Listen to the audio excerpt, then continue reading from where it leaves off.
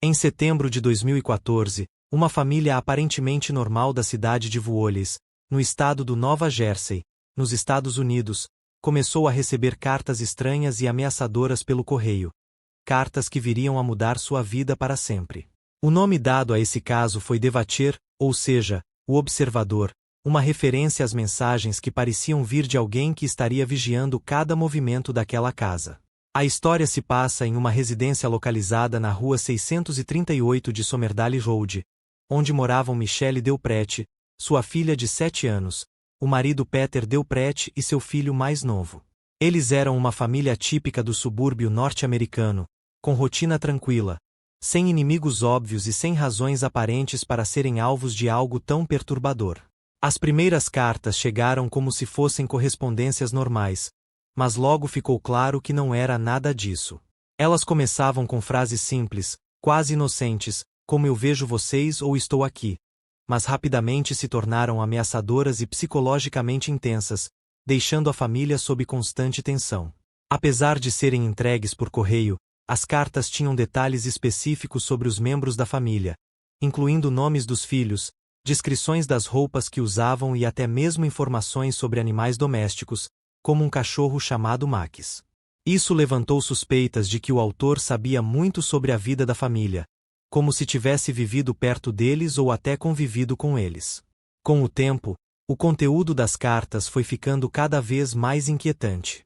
O remetente, que assinava como Devatir, passou a descrever cenas de violência, morte e terror, algumas vezes sugerindo que a família estaria sendo observada constantemente, como se estivesse sob vigilância 24 horas por dia.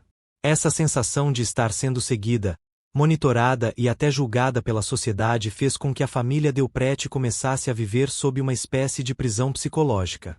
Cada porta aberta, cada janela iluminada, cada sombra no quintal passava a ser interpretada como sinais de que alguém estava ali, assistindo. Michelle Delprete, que trabalhava como enfermeira, contou posteriormente que, em alguns momentos, sentiu-se como se estivesse em um filme de suspense, onde ela e sua família eram os personagens principais, e Devatir seria o vilão escondido atrás da câmera.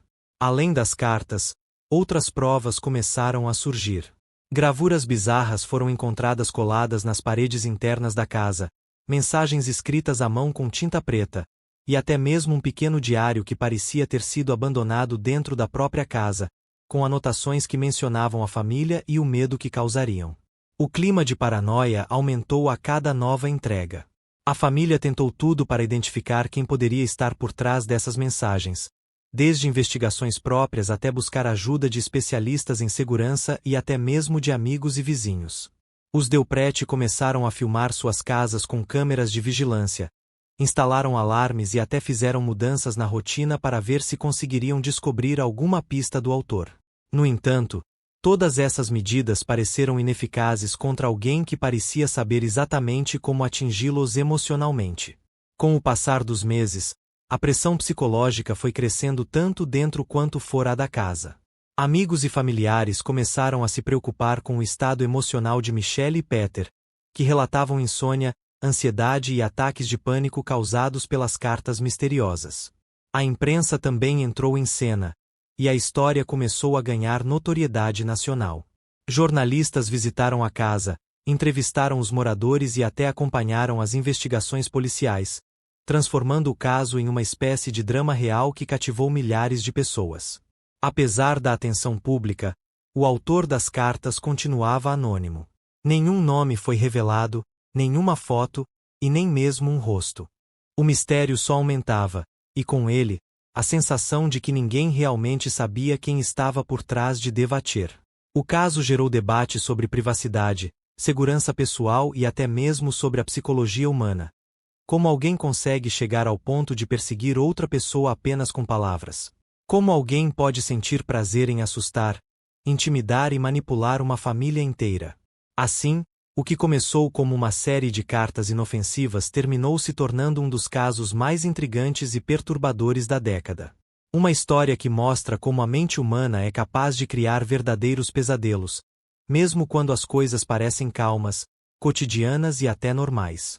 As primeiras cartas recebidas pela família Delprete eram simples à primeira vista, mas carregavam uma carga emocional intensa.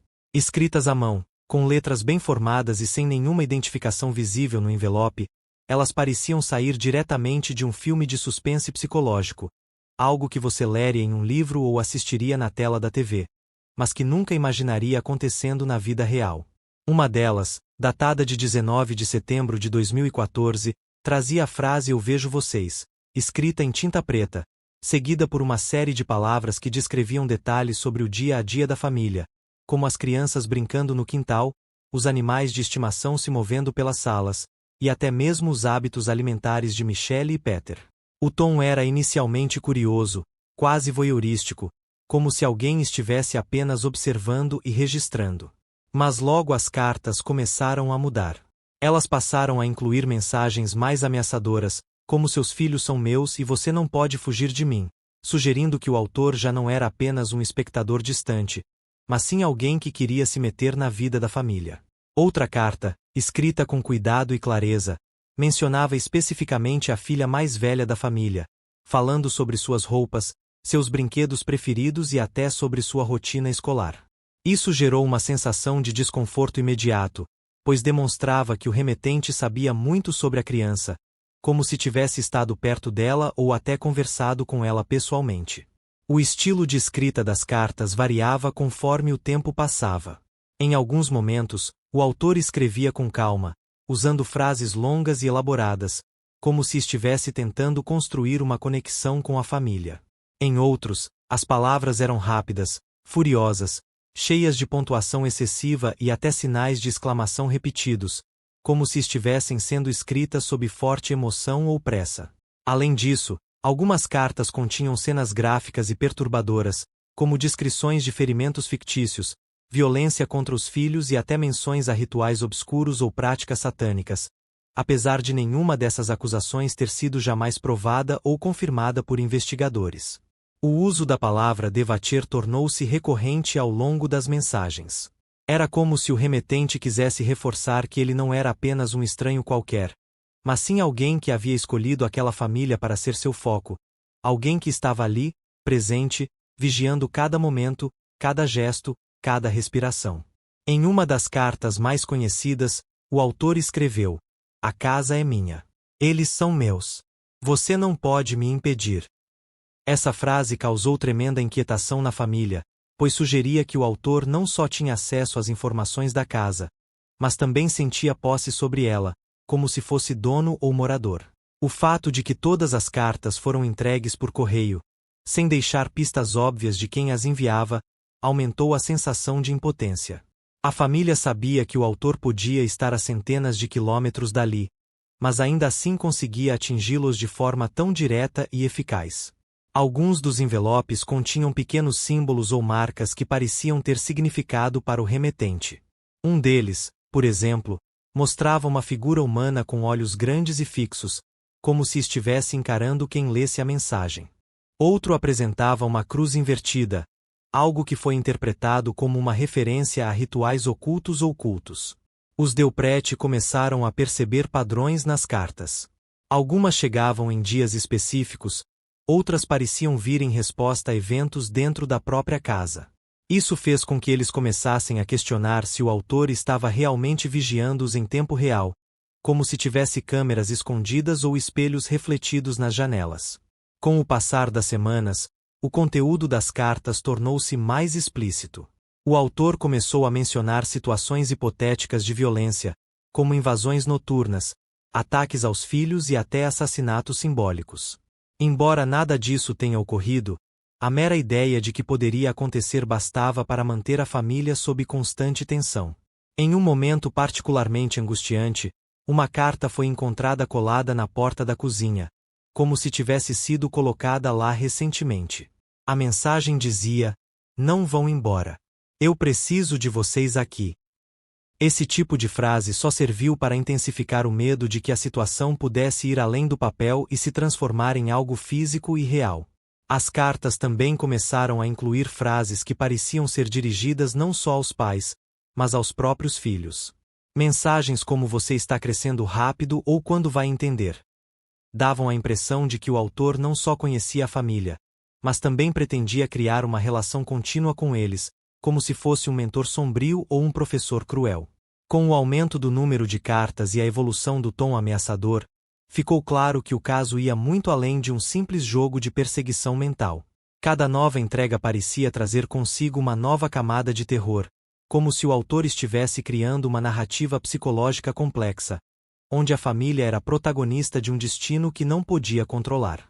Diante do crescimento constante das cartas ameaçadoras, a família Delprete começou a adotar uma série de medidas para tentar conter o medo e sentir-se mais segura dentro de sua própria casa. Eles perceberam que não podiam continuar passivos diante de algo tão perturbador e decidiram agir, mesmo que as respostas fossem incertas e as soluções limitadas. A primeira medida adotada foi a instalação de câmeras de vigilância em todas as entradas da casa, incluindo portas, janelas e até áreas externas, como o quintal e a garagem. Câmeras escondidas foram colocadas no interior da residência, especialmente nos cômodos onde os filhos dormiam, com o objetivo de descobrir se havia alguém observando-os à distância. Além das câmeras, a família também contratou um serviço de monitoramento 24 horas por dia. Eles queriam ter certeza de que qualquer movimento suspeito seria registrado e analisado posteriormente. No entanto, apesar de todo esse equipamento tecnológico, nenhuma imagem clara ou evidência concreta foi capturada, apenas silêncio e ausência de pistas. Para complementar as ações físicas, Michelle e Peter começaram a filmar suas próprias rotinas, principalmente quando estavam sozinhos na casa. O objetivo era tentar encontrar alguma irregularidade, algum sinal de que alguém estivesse realmente ali, invisível aos olhos humanos, mas visível às lentes. As crianças também foram envolvidas indiretamente nesse processo. Elas foram orientadas a manter a calma e a relatar qualquer coisa estranha, como sons inusitados, sombras misteriosas ou sensações de estar sendo observadas. Apesar disso, nenhum dos filhos relatou experiências claras ou consistentes, o que só aumentava a frustração da família. Com o tempo, os Delprete começaram a mudar a forma como viviam dentro da casa. Eles evitavam deixar luzes acesas durante a noite, fechavam as cortinas com cuidado e até alteravam seus horários de saída para o trabalho e escola. Tudo isso fazia parte de um esforço para desaparecer da vista do autor das cartas, como se fossem personagens de um jogo onde cada movimento precisava ser calculado. Em uma tentativa de obter ajuda profissional, Michelle buscou apoio de psicólogos especializados em trauma e perseguição. Ela contou que se sentia constantemente sob pressão, como se tivesse um peso invisível sobre os ombros. Os terapeutas ajudaram-na a lidar com o medo, mas nem todos entendiam completamente a natureza do caso, já que era algo muito incomum. A família também decidiu buscar auxílio de amigos próximos, pessoas que já conheciam a rotina deles e poderiam oferecer uma perspectiva externa. Muitos desses amigos sugeriram teorias diferentes, desde brincadeiras de mau gosto até possíveis invasões de privacidade por vizinhos curiosos. Outra medida adotada foi a mudança de comportamento social. Os Delprete passaram a evitar festas, encontros familiares e até visitas em locais públicos, temendo que alguém pudesse reconhecê-los e ligar a eles ao mistério das cartas. Isso gerou um certo isolamento, mas era visto como necessário para garantir a segurança dos filhos. Em alguns momentos, a família chegou a considerar a hipótese de mudar de cidade. A ideia era simples: se o autor das cartas estivesse fisicamente perto, bastaria desaparecer daquela área para escapar da ameaça. No entanto, essa solução parecia extrema demais, e além disso, eles tinham raízes profundas em Vuoles, incluindo empregos e redes sociais. Como parte de uma estratégia de defesa psicológica, os Delprete começaram a responder às cartas com mensagens formais e educadas. Eles escreveram cartas explicando que não queriam hostilidades e pedindo por um diálogo, embora soubessem que provavelmente não receberiam resposta. Mesmo assim, o ato de escrever era visto como uma forma de reivindicar seu espaço e mostrar que não eram vítimas passivas. Em uma tentativa mais radical, Michelle chegou a criar perfis falsos nas redes sociais com o intuito de atrair o autor das cartas para uma conversa online. Ela usou pseudonimos e perguntas estratégicas, esperando que alguém respondesse e revelasse informações úteis. Infelizmente, nada surgiu desse experimento, e a família voltou a se sentir vulnerável novamente.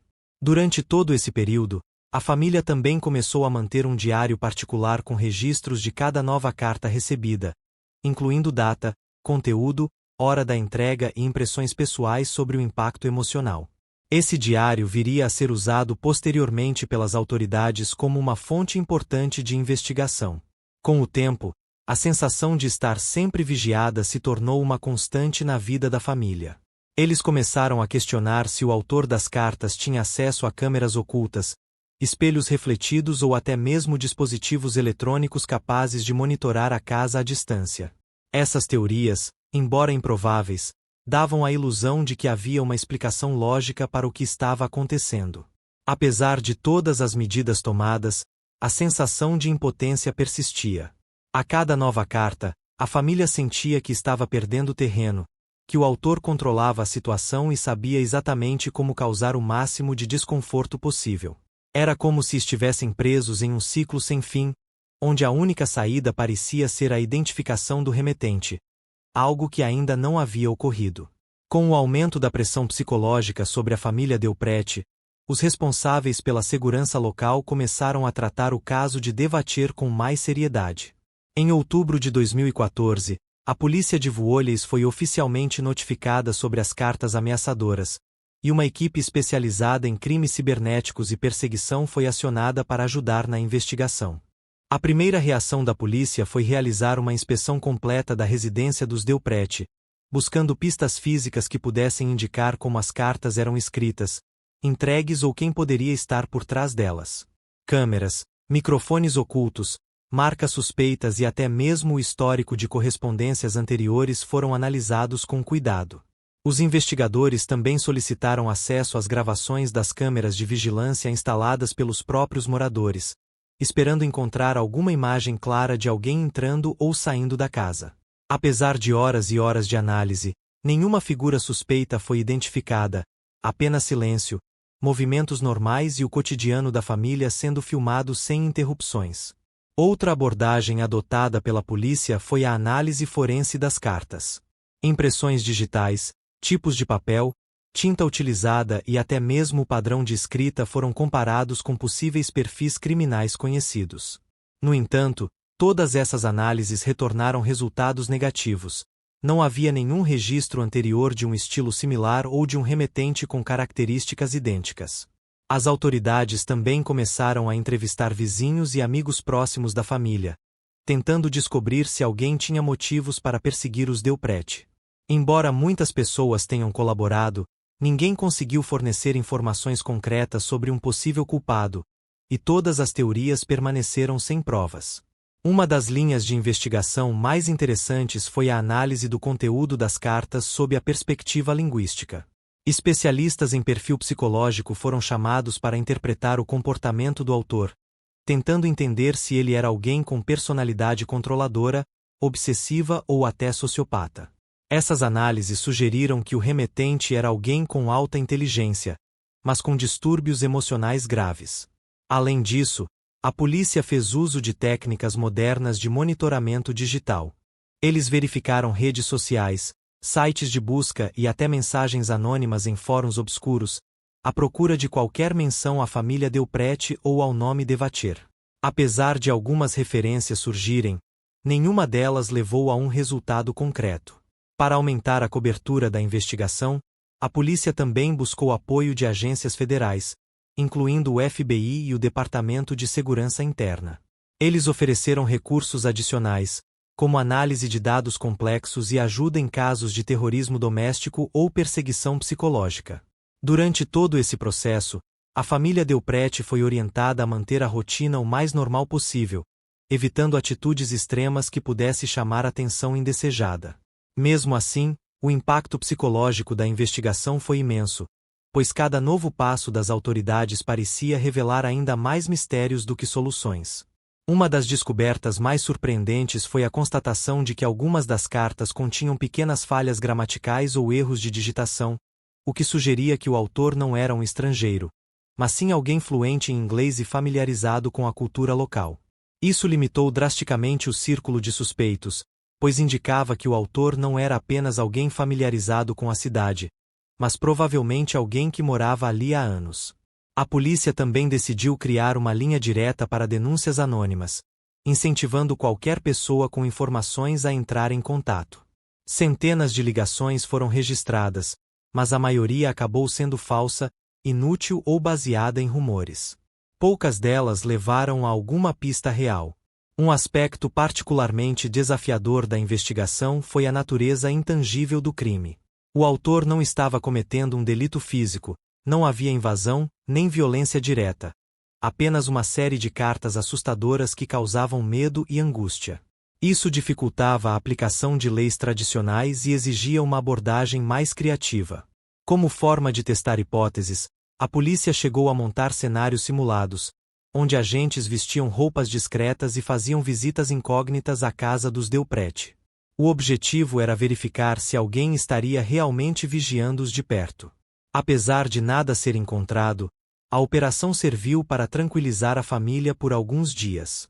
Com o tempo, a investigação começou a se estender além das fronteiras locais. Agentes da polícia de outras cidades e estados foram consultados, já que o autor poderia ter vivido em algum lugar próximo ou até ter se mudado recentemente. No entanto, essa estratégia também não rendeu resultados positivos.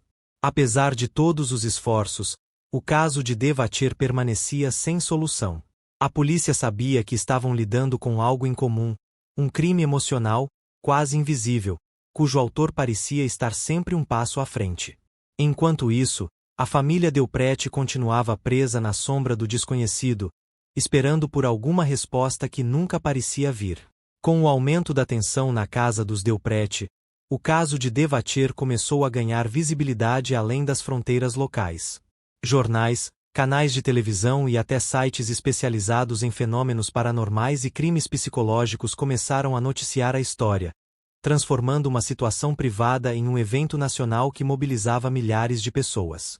Uma das primeiras reportagens importantes foi publicada pelo jornal Philadelphia Inquirer, um dos maiores veículos de Nova Jersey. A matéria, intitulada Mensagens Assustadoras sob Pressão. Uma família tenta descobrir quem é Devatir, trouxe à tona detalhes inéditos sobre as cartas e a reação emocional da família, gerando grande impacto entre os leitores. Rapidamente, outras emissoras entraram no jogo.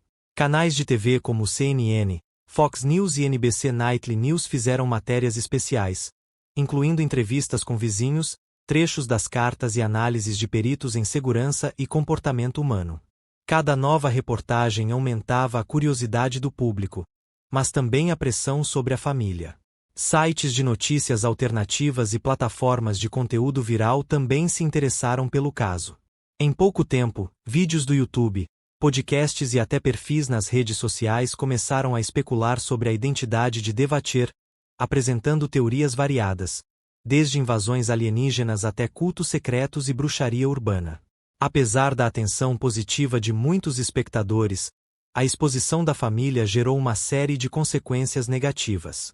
Muitos estranhos começaram a ligar para a casa dos Delprete, deixando mensagens confusas ou ameaçadoras. Alguns diziam saber quem era o autor. Outros simplesmente queriam confirmar se a história era verdadeira ou não. A imprensa também contribuiu para ampliar a sensação de vulnerabilidade da família. Reportagens frequentes mostravam fotos da casa, descrições detalhadas da rotina dos moradores e até imagens de crianças menores, o que gerou críticas de protecionistas e organizações de defesa da infância. Michelle Delprete chegou a declarar, em uma entrevista ao vivo, que se sentia como se estivesse sendo julgada por milhões de pessoas. Ela disse que a mídia parecia mais interessada em criar um enredo dramático do que em entender a realidade emocional daquela família. Nós não somos personagens de um filme, afirmou ela. Somos pais preocupados com a segurança dos nossos filhos. Outro aspecto importante foi o uso excessivo de termos como psicopata, vampiro urbano e louco solitário para descrever o autor das cartas. Embora essas palavras fossem usadas com o objetivo de alertar o público, elas acabaram criando uma imagem distorcida da realidade, fazendo com que muitas pessoas acreditassem em algo muito mais sinistro do que realmente existia. Apesar disso, a mídia também ajudou a mobilizar recursos e apoio para a investigação. Após uma matéria do New York Times, várias universidades e centros de pesquisa em psicologia criminal ofereceram ajuda voluntária para analisar o perfil do autor. Isso resultou em novas hipóteses e abordagens para a polícia.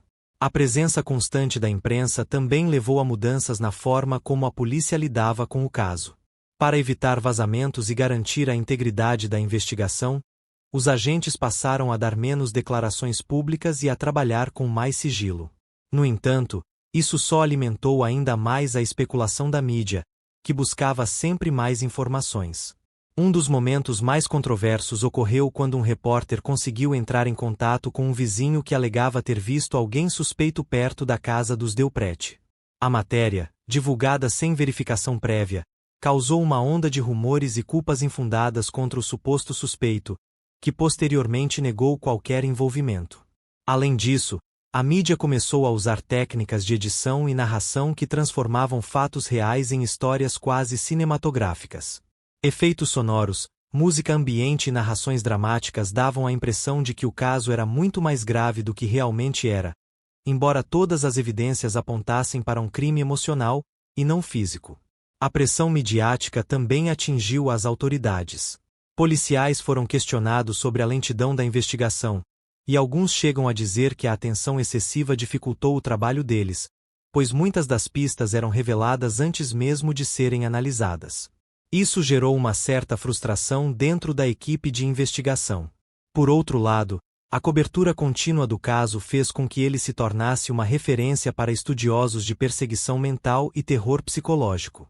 Livros, documentários e até cursos acadêmicos começaram a citar Devatir como exemplo clássico de como a mente humana pode ser manipulada por meios verbais e simbólicos.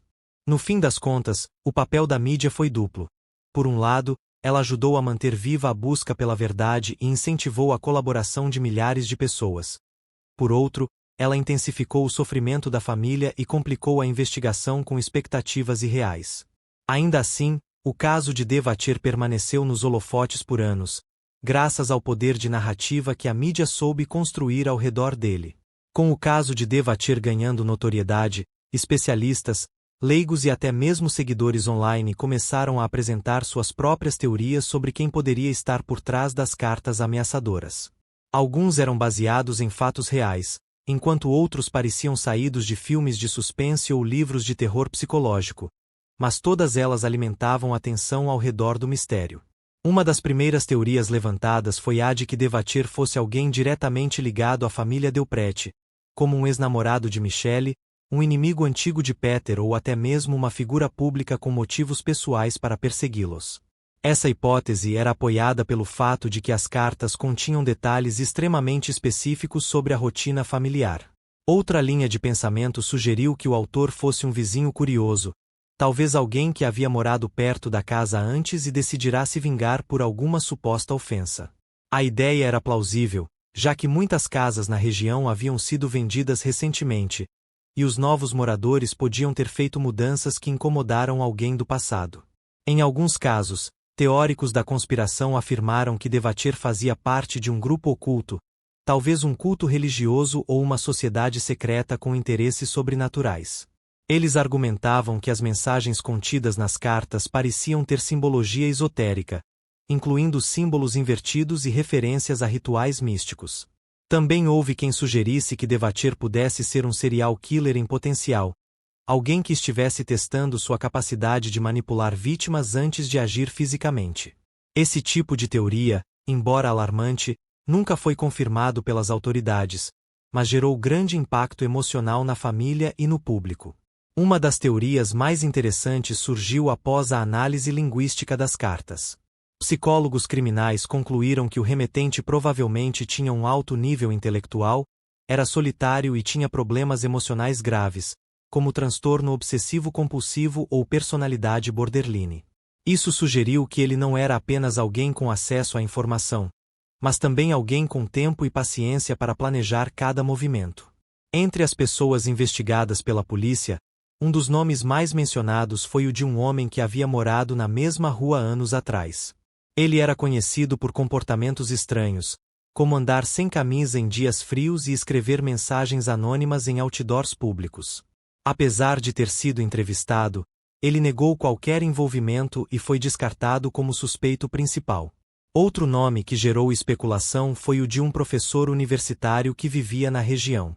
Ele era conhecido por publicar artigos sobre vigilância social e controle mental, e alguns alegavam que ele havia mantido contato com a família Delprete por meio de redes acadêmicas. No entanto, nenhuma evidência concreta ligava esse indivíduo às cartas. A hipótese mais controversa foi a de que Devatier fosse uma criança ou adolescente que usava a identidade de um adulto para assustar os moradores. Essa teoria surgiu após algumas cartas serem escritas com um tom mais brincalhão e outras conterem desenhos infantis ou expressões típicas de jovens. Apesar disso, a polícia não encontrou nenhum aluno ou aluno rebelde com perfil compatível. Outra possibilidade levantada foi a de que o autor das cartas tivesse algum vínculo com o mundo da tecnologia, talvez alguém que dominasse técnicas de vigilância digital ou que usasse inteligência artificial para coletar informações sobre a família. Embora essa teoria pareça moderna e plausível, ela ainda carece de provas sólidas. Muitas pessoas também cogitaram a possibilidade de que Devatier fosse uma mulher. Apesar de a maioria das cartas terem um estilo formal e masculino, algumas delas foram escritas com pontuação mais fluida e frases mais emotivas, o que levou alguns a acreditar que o remetente poderia ser do sexo feminino. Uma teoria particularmente absurda, mas que circulou muito nas redes sociais, era a de que Devatier fosse um fantasma ou espírito maligno que habitava a casa há décadas. Essa ideia, embora sem fundamento científico, teve força suficiente para mobilizar grupos de investigação paranormal e até atrair visitantes curiosos para a residência. Em alguns momentos, a polícia chegou a considerar a hipótese de que o autor das cartas fosse alguém que tentava chamar atenção para si, talvez alguém que sofria de distúrbio de personalidade e usava a perseguição como forma de obter reconhecimento. Essa teoria explicaria o crescimento constante do conteúdo ameaçador, como se o remetente quisesse aumentar o drama a cada nova entrega. Uma das pistas mais intrigantes veio de uma carta que continha uma frase escrita em código Morse, algo que só seria possível se o remetente tivesse conhecimento técnico avançado. Isso fez com que alguns investigadores cogitassem a possibilidade de que Devatier fosse um ex-militar, um hacker ou alguém com formação técnica em comunicação. Mesmo com todas essas teorias, ninguém nunca conseguiu provar com certeza quem era Devatier. Cada hipótese parecia abrir mais portas do que respostas, e isso só servia para manter o caso vivo na mente do público e na memória da família Delprete. O mistério continuava, e o verdadeiro autor permanecia incognoscível, como se estivesse sempre um passo à frente, observando tudo em silêncio. Com o passar dos meses sob a sombra das cartas ameaçadoras, o impacto psicológico sobre a família Delprete foi imenso. Cada nova entrega parecia aumentar o nível de ansiedade, medo e insegurança dentro de casa, transformando uma rotina tranquila em um ciclo constante de tensão e incerteza. Michelle Delprete, que já enfrentava desafios profissionais como enfermeira, área que exige resiliência e equilíbrio emocional, começou a sofrer com sintomas claros de estresse pós-traumático. Ela relatou insônia crônica, ataques de pânico e até episódios de desconexão com a realidade, onde sentia que não controlava mais sua própria mente ou sua própria vida. Peter Delprete também foi atingido pela pressão contínua. Como marido e pai, ele tentava manter a calma para proteger a família, mas internamente sofria com sentimento de impotência e frustração. Ele confessou posteriormente que muitas noites chorava em silêncio, sem saber se conseguiria proteger seus filhos de algo tão invisível e intangível quanto as palavras escritas em papel. Os filhos, ainda pequenos e inocentes, foram os mais vulneráveis à influência psicológica do caso. Eles começaram a apresentar comportamentos alterados, como fobias inexplicáveis, sonhos assustadores e até recusas escolares. Alguns dias, eles se negavam a sair de casa, temendo que Devatier pudesse estar escondido em algum canto, observando-os. Em uma entrevista exclusiva, Michelle revelou que, durante o período mais intenso das cartas, ela e seu marido chegaram a discutir a possibilidade de separar-se para tentar reduzir a carga emocional. No entanto, o amor pelo casal e a responsabilidade pelos filhos os mantiveram juntos, mesmo diante de tantos desafios. A sensação de ser vigiado constantemente começou a gerar um isolamento social profundo.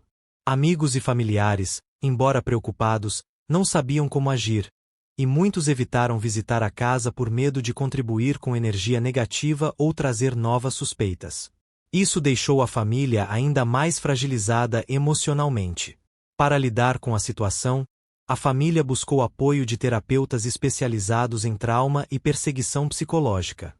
As sessões eram difíceis, pois exigiam que todos confrontassem abertamente os próprios medos, mas foram fundamentais para entender o impacto real do caso em suas vidas. Uma das descobertas mais importantes feitas pelos psicólogos foi a de que a família estava vivendo uma forma de fobia social ampliada, onde qualquer sombra, movimento estranho ou barulho inesperado era interpretado como uma possível ameaça. Isso criou um ambiente de constante alerta, quase como se vivessem em estado de guerra permanente. Michelle chegou a mencionar que, mesmo anos depois do caso, ela ainda acordava assustada com a sensação de que alguém estaria olhando por ela. Esses traumas não desaparecem facilmente, e a ideia de que alguém tenha manipulado sua vida por tanto tempo deixava cicatrizes emocionais difíceis de curar. A relação entre os pais e os filhos também foi afetada. Às vezes, os adultos precisavam explicar aos pequenos por que as luzes da casa sempre estavam apagadas, por que as cortinas nunca podiam ficar abertas, e por que os visitantes eram raramente recebidos. Essas explicações, embora necessárias, acabaram gerando confusão e medo infantil. Outro aspecto emocional grave foi a perda de privacidade. A família percebia que cada gesto, cada conversa, cada momento de intimidade podia estar sendo registrado ou analisado por alguém. Essa sensação de exposição constante minava a confiança em si mesmos e nos outros. Mesmo quando as cartas pararam de chegar, o impacto psicológico persistiu. Muitos membros da família tiveram dificuldades para voltar à normalidade, como dormir sem verificar as portas, andar pelas ruas sem olhar para todos os lados ou simplesmente relaxar em casa sem sentir que algo poderia acontecer a qualquer momento. Em alguns casos, a família precisou buscar ajuda de médicos, já que os sintomas psicológicos começaram a se manifestar fisicamente. Dor de cabeça constante, cansaço excessivo, náuseas e até problemas digestivos foram diagnosticados como reações ao estresse prolongado. Apesar de tudo, a família conseguiu superar o maior desafio: continuar unida. Eles aprenderam a se apoiar mutuamente, a reconhecer os próprios limites e a buscar ajuda quando necessário. O caso de Devatir tornou-se uma experiência de resistência, coragem e amor mútuo, mesmo que carregada de dor. Hoje, anos depois, a família Delprete prefere manter certa distância do caso. Eles não querem reviver os momentos mais difíceis, nem serem lembrados apenas como vítimas de uma perseguição misteriosa. Mas, para quem viveu aquilo de perto, o impacto psicológico é algo que jamais será completamente esquecido, e talvez nem deva ser. À medida que a investigação avançava, algumas pistas inesperadas começaram a surgir, trazendo um novo ar de mistério e possíveis respostas para o caso de Devatir.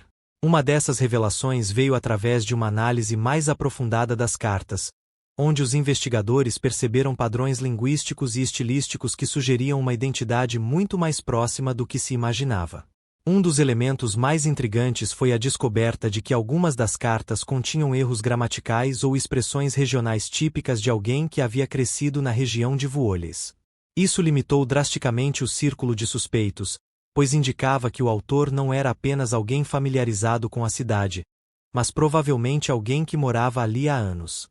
Outra pista importante surgiu quando um vizinho anônimo entrou em contato com a polícia afirmando ter visto uma figura suspeita rondando a casa dos Delprete durante as noites em que as cartas foram entregues.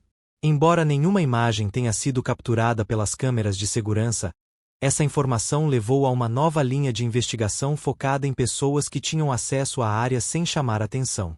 Durante uma inspeção detalhada da residência, os investigadores encontraram uma série de símbolos e desenhos estranhos nas paredes internas, especialmente em cômodos que ficavam próximos às janelas voltadas para a rua. Esses traços pareciam ter sido feitos recentemente, sugerindo que alguém havia entrado na casa sem deixar marcas óbvias. Uma das revelações mais impactantes veio de um ex-vizinho da família, que afirmou ter tido um relacionamento tenso com Michelle Delprete alguns anos antes. Ele contou que houve um conflito por causa de uma briga entre crianças e uma disputa por espaço no quintal. Apesar de negar qualquer envolvimento direto, ele foi colocado sob observação por um curto período. Com o auxílio de especialistas em inteligência artificial, a polícia conseguiu comparar o estilo de escrita das cartas com perfis digitais de usuários anônimos em fóruns e redes sociais. Surpreendentemente, algumas correspondências mostraram semelhanças com mensagens postadas por um indivíduo cujo nome de usuário era Devacher, algo que só veio a público meses depois. Além disso, uma investigação digital revelou que várias buscas foram feitas em sites de vigilância e espionagem, incluindo softwares capazes de monitorar atividades remotas. Embora ninguém tenha sido identificado como responsável por essas buscas, elas alimentaram a teoria de que o autor poderia estar usando tecnologia avançada para acompanhar a vida da família. Em uma das fases mais delicadas da investigação, a polícia decidiu fazer uma operação de aproximação, onde agentes vestidos como trabalhadores de serviços gerais visitaram a casa dos Delprete sob falsas alegações. O objetivo era verificar se alguém estaria realmente vigiando-os fisicamente. Apesar de nada concreto ter sido encontrado, a operação gerou certa tranquilidade momentânea na família. Outra pista surgiu quando uma antiga amiga de Michelle entrou em contato dizendo que a jovem enfermeira havia recebido um convite misterioso para uma festa privada semanas antes do início das cartas. Ela nunca compareceu, mas o convidado tinha o mesmo estilo de escrita usado nas mensagens subsequentes. Isso abriu caminho para uma nova hipótese, que Devacher já estava interessado na família antes mesmo de começar a enviar cartas. Durante uma entrevista com psicólogos criminais, surgiu a teoria de que o autor das cartas poderia estar tentando construir uma relação controladora com a família, usando mecanismos de manipulação emocional. As frases inicialmente inofensivas evoluíram para ameaças diretas, como se o remetente quisesse testar os limites psicológicos de cada membro da casa. Uma das descobertas mais bizarras foi a presença de pequenas partículas de tinta desconhecida em algumas das cartas, o que sugeria que elas foram escritas com materiais não comerciais ou forjados. Especialistas em química forense analisaram as amostras, mas nenhum componente específico foi identificado, mantendo o mistério vivo. Os investigadores também solicitaram acesso aos registros médicos da família, buscando sinais de doenças ou tratamentos que poderiam ter sido mencionados nas cartas. Apesar de nenhuma conexão clara ter sido encontrada, essa abordagem serviu para mostrar que o autor sabia muito sobre a rotina e saúde física dos moradores. Em uma das últimas etapas da investigação, a polícia chegou a considerar a possibilidade de que Devacher fosse um funcionário da empresa de correios local, alguém que tivesse acesso privilegiado ao sistema postal e pudesse usar isso para entregar as cartas sem ser notado. Apesar de todos os funcionários terem sido investigados, ninguém foi acusado oficialmente. Uma das pistas mais promissoras veio de uma carta que continha uma frase escrita em código Morse, algo que exigiria conhecimento técnico para ser criado. Isso fez com que os investigadores revissem todas as possibilidades ligadas a profissionais de telecomunicação, engenheiros ou até mesmo estudantes universitários que dominavam esse tipo de comunicação. Mesmo com todas essas revelações, a verdadeira identidade de Devacher permaneceu incognoscível. Cada nova pista parecia abrir mais portas do que respostas, e isso só servia para manter o caso vivo na mente do público e na memória da família Delprete. O mistério continuava, e o verdadeiro autor permanecia incognoscível, como se estivesse sempre um passo à frente, observando tudo em silêncio. Após mais de 2 anos de investigação intensa, pressão midiática e angústia constante, o caso de Devacher entrou em uma fase de encerramento oficial, embora, para muitos, ele nunca tenha tido um verdadeiro fim. Em junho de 2016, a polícia anunciou que as cartas tinham parado de ser entregues, e nenhuma nova pista surgiu após esse período, levando as autoridades a considerarem o caso resolvido por falta de provas concretas. Apesar de todas as teorias, pistas e suspeitas, nenhum nome foi revelado publicamente como o autor das mensagens. A polícia manteve sigilo absoluto sobre qualquer informação que pudesse identificar o remetente, alegando que isso poderia colocar a família Delprete em risco novamente ou comprometer futuras investigações semelhantes. Para Michelle, Peter e seus filhos, a notícia da resolução foi aliviadora, mas também frustrante. Eles esperavam por uma resposta clara, algo que explicasse quem era Devatcher, porque escolheu sua família e como alguém conseguia manipular suas vidas daquela forma tão cruel. No entanto, tudo permaneceu incerto, deixando marcas emocionais profundas que nem o tempo conseguiu apagar completamente. A família decidiu sair discretamente da cidade de Vuolleys alguns meses depois do anúncio oficial da polícia. Eles mudarão-se para outra região, sob novos nomes e novas identidades, buscando recomeçar longe dos olhares curiosos e das lembranças perturbadoras. Até hoje, eles mantêm certa distância do caso e preferem não falar sobre os detalhes mais íntimos daquele período. Apesar da ausência de culpados condenados, o caso de Devatcher gerou uma série de mudanças importantes no sistema de segurança e proteção psicológica para vítimas de perseguição emocional. Muitas cidades começaram a implementar protocolos específicos para lidar com crimes digitais e ameaças anônimas, reconhecendo que o medo pode ser tão real quanto a violência física. Na comunidade acadêmica, o caso tornou-se um estudo de referência em disciplinas como psicologia criminal, criminologia digital e segurança pessoal. Livros, teses e artigos científicos foram escritos com base nas cartas, nas estratégias usadas pelo autor e nas reações emocionais da família, servindo como alerta sobre a complexidade do comportamento humano.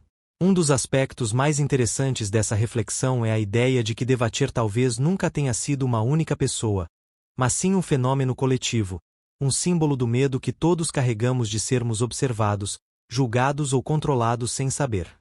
Essa interpretação trouxe uma nova camada de significado ao caso, transformando-o em algo além de um crime isolado. A imprensa, por sua vez, continuou a especular sobre o caso por anos. Jornalistas, documentaristas e até canais de streaming fizeram revisões, debates e análises sobre o que realmente aconteceu, tentando preencher as lacunas deixadas pela investigação oficial. Algumas dessas produções levantaram novas hipóteses, enquanto outras simplesmente reviveram as anteriores com novos olhos. Entre as possíveis resoluções não oficiais, algumas fontes confidenciais sugeriram que o autor das cartas teria sido um vizinho que vivia sozinho e tinha problemas mentais graves. Outras teorias afirmam que Devatcher poderia ter sido um ex-namorado de Michelle que havia sido rejeitado e planejou essa vingança silenciosa. Todas elas, porém, permanecem sem confirmação. O caso também abriu espaço para discussões éticas sobre privacidade, vigilância e liberdade individual. Muitos especialistas questionaram até que ponto devemos nos proteger contra o medo e se estamos dispostos a sacrificar nossa rotina normal por causa de ameaças que podem ser apenas fruto da paranoia. Em entrevistas recentes, Michelle Delprete disse que o maior aprendizado do caso foi entender que, às vezes, não temos controle sobre tudo, e que precisamos aprender a conviver com o desconhecido. O mais difícil não foi descobrir quem era Devatcher, ela contou, mas aceitar que talvez ele nunca tenha existido como pensávamos. Mesmo com a passagem do tempo, a casa onde os Delprete moravam continua sendo um local de curiosidade. Turistas, seguidores online e até membros de grupos de investigação paranormal visitam o local regularmente, esperando encontrar alguma pista perdida ou sinal de que Devatcher ainda está por lá, observando. Para a polícia, o caso serviu como uma lição valiosa sobre como lidar com crimes emocionais. Eles aprenderam que, às vezes, a melhor estratégia não é capturar o autor, mas sim proteger a vítima e garantir que ela tenha suporte psicológico adequado. Isso fez com que fossem criados programas de apoio a famílias que sofrem com perseguição mental. Em termos culturais, o caso de Devatcher inspirou filmes, séries, podcasts e até jogos interativos, onde o público pode viver a experiência de ser vigiado, perseguido e manipulado. Alguns deles são baseados em fatos reais, outros são pura ficção, mas todos carregam uma carga emocional forte, capaz de tocar o coração e a mente dos espectadores. Por fim, o caso de Devatcher nos lembra que, mesmo em um mundo conectado e monitorado, há sempre espaços escuros, mistérios inexplicáveis e sombras que não podemos ver.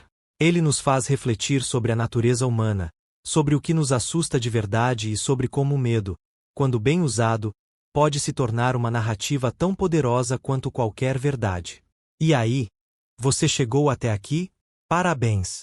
Você viu como foi real, perturbador e fascinante o caso de Devacher. Foi um mistério que não só assustou uma família, mas também mobilizou milhares de pessoas ao redor do mundo, e continua gerando debates até hoje. Se você sentiu calafrios durante esse vídeo, se ficou pensando quem seria o autor, ou se simplesmente quer entender mais sobre casos reais assim, então me avise nos comentários abaixo. Deixe sua opinião, sua teoria ou até mesmo sua pergunta. Estou aqui para responder e continuar essa conversa com vocês. Se você gostou desse tipo de conteúdo, não deixe de se inscrever no canal. Clique no sino para receber notificações sempre que eu publicar novos vídeos com histórias reais, mistérios policiais, investigações inusitadas e muito mais. É rápido, é grátis e vale cada segundo. Ah, e não esqueça de compartilhar esse vídeo com alguém que gosta de histórias de suspense, terror psicológico ou crimes reais. Talvez ele conheça alguma pista que ninguém tenha descoberto ainda. Quem sabe até saiba quem era Devacher. Para os fãs de investigações, recomendo fortemente que assistam aos outros vídeos do canal. Temos outras histórias igualmente intrigantes, como o caso da menina que desapareceu na floresta, o homem que escreveu cartas para si mesmo ou até o mistério das luzes na estrada. Tudo baseado em fatos reais, tudo cheio de detalhes e emoção. E se você quiser mergulhar mais fundo nesse universo, sugiro fortemente alguns livros e documentários que abordam temas semelhantes. Eu listei alguns nas descrições desse vídeo, mas se quiser dicas personalizadas, basta me mandar uma mensagem pelo Instagram ou Twitter. Estou sempre atento às perguntas dos meus seguidores. Agora, antes que eu encerre, quero deixar uma última dica. Nunca subestime o poder do medo. Ele pode vir de qualquer lugar, uma carta, uma sombra, uma voz anônima, e transformar sua vida de forma irreversível.